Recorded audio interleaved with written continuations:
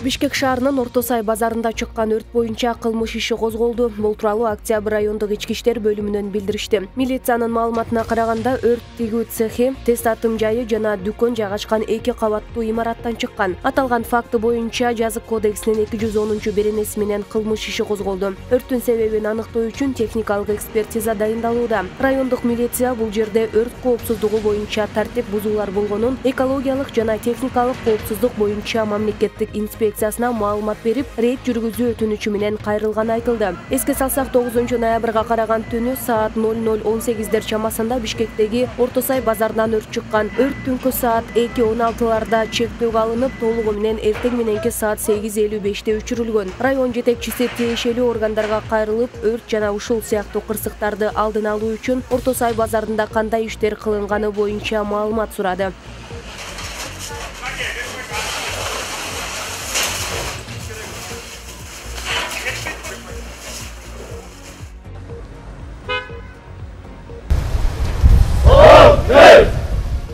Президенттин милдетин аткаруучу Садыр Жапаров Шанхай кызматташтык уюмуна мүчө мамлекеттердин башчыларынын отурумуна катышат. Бул тууралуу президенттин маалымат кызматынан кабарлашты. Билдирмеге ылайык, видеоконференция форматындагы жыйын бүгүн 10-ноябрда Россиянын төрагалыгы астында өтөт. Иш-чаранын жүрүшүндө эл аралык жана регионалдык актуалдуу маселелер боюнча пикир алышуу болору айтылууда. Жыйын соңунда бир катар документтер кабыл алынат. Белгилей кетсек, Шанхай кызматташтык уюму 2001-жылдын 15-июнунда түзүлгөн. Ал туруктуу эл аралык уюм. Алаканын негизги багыттары экономикалык кызматташууну өнүктүрүү, энергетикалык өнүктүштүк, маданият жаатында өз ара иштешүү, ошондой эле террорчулук, сепаратизм, экстремизм жана наркотрафик боюнча күрөшүү.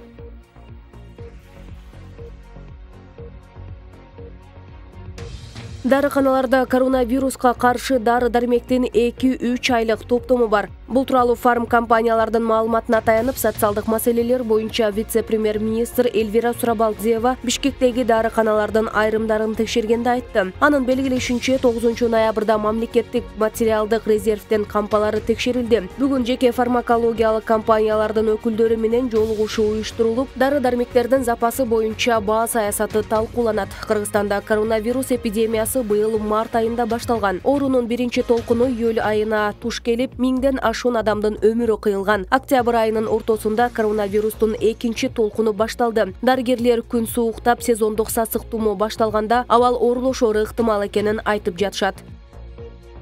Азербайжандын Тышкы иштер министрлиги Армения менен чектеш аймакта Орусиянын Ми-24 аскердик тик учагын атып түшүргөнү үчүн Москвадан кечирим сурады. Расмий кабарга ылайык, тик учак Армения менен Азербайжандын чек арасына жакын жерде учуп бараткан. Ушул тапта Тоолук Карабакта салгылашуу жүрүп жатканын эскерткен Азербайжан тик учак караңгы маалда учуп жүргөнүн, Орусиянын тик учактары мурда бул аймакта болбогонун кошумчалады. Баку бул окуя үчүн Москвага кенемте төлөп берүүгө макулдугун билдирди. Кремль комментарий бере Ми-24 тик учагы кулаганы тууралуу 9-ноябрда кечинде Орусиянын коргоо министрлиги маалымат тараткан. Тик учак чек арадан алыс эмес жерде, Армениянын аймагында атып түшүрүлгөн. Орусиялык 2 аскер каза болуп, бирөө жаракат алган.